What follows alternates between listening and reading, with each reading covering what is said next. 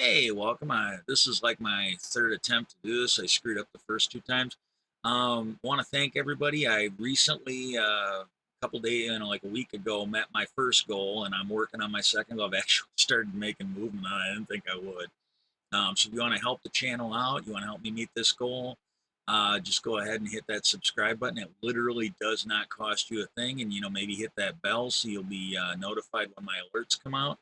And the subject of this one here is uh, Bill Barr recently did a interview on Fox News, and I thought it was noteworthy. And it's kind of gone viral, so you probably know, but I just want to talk about it after we show it. So let's get going on that.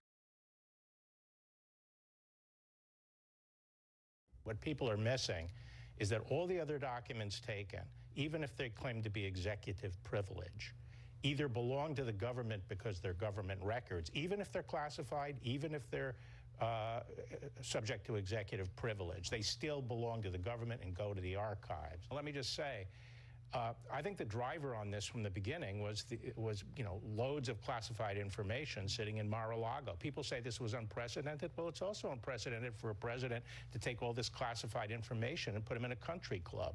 Okay, and how long is the government going to try to get that back? They jawbone for a year. They were deceived on the voluntary actions taken. They then went and got a subpoena. They were deceived on that.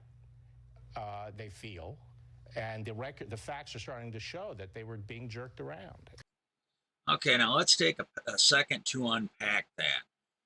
First of all, he states that regardless of whether, that he's letting them know this classified argument is just bullshit. Classified or not, doesn't matter if it's routine stuff or top secret stuff, doesn't matter how important or how unimportant it is. He's like, all this stuff does not belong to Trump. He's not saying it, but he's, letting you know, he's implying, he's putting the facts out there. It was all stolen by Trump.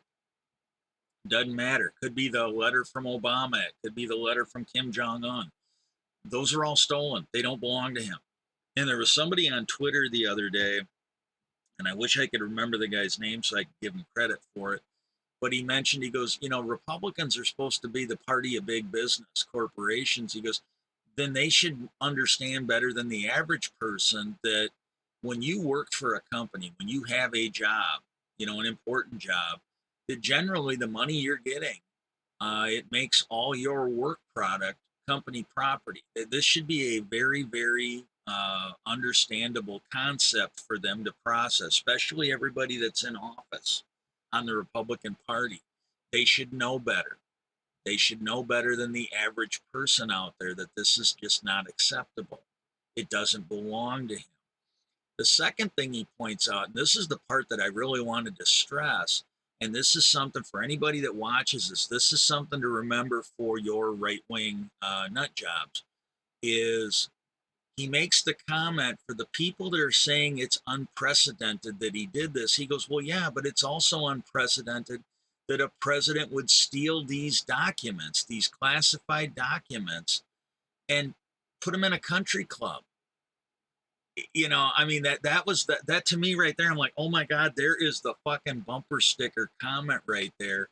And and then he went on to talk about, and I added it in this time when I corrected it from last time. I screwed up something else. But him saying that, hey, uh the they dicked around for a long time. They wasted a lot of time. They were more than fair to try and get him to come over. And I just I just want to understand this. And here's my take on it now is, and I did a video. It should have came out yesterday. You can go back and watch it. But I talked about the DOJ dicking around on this because they've had these for 2 weeks. They've known that these folders were empty for about 2 weeks because I got a feeling that the guys who picked them up probably knew they were empty, the FBI agents, and I'm really hoping they were smart enough to alert somebody higher up, and that maybe a memo, a little summary of the search went to the attorney general. So within a day, I would hope that the attorney general would have known, yeah, we found all these empty folders, we don't know what's supposed to be in them, it's missing. and I talked about that, like, why did they wait until the judge released this information to actually move? Because it sounded like Glenn Kirshner was reporting that the DOJ and DHS had moved on a Russian oligarch's property, like 2 locations inside the U.S. after this was out. But now I want to talk about this year and a half that they dicked around trying to get this information back. Maybe those folders wouldn't be empty. Maybe if the DOJ had moved faster, maybe if they had moved the first week or two, at least the first month that Garland was in office, maybe those folders wouldn't be empty. Maybe we would know right now what's in them. Maybe they wouldn't have been given to somebody. And as we find out, like, if copies of these were made, if digital copies of these were made, all the people, as his lawyer said, come into his office. Maybe all of this wouldn't have happened if they would have moved a little quicker, or even if it did happen, it wouldn't have been as bad because he wouldn't have had this year and a half to copy them, share them, make them disappear. And so I don't know, but this just looks bad for me. This does not look like a shining spot on the.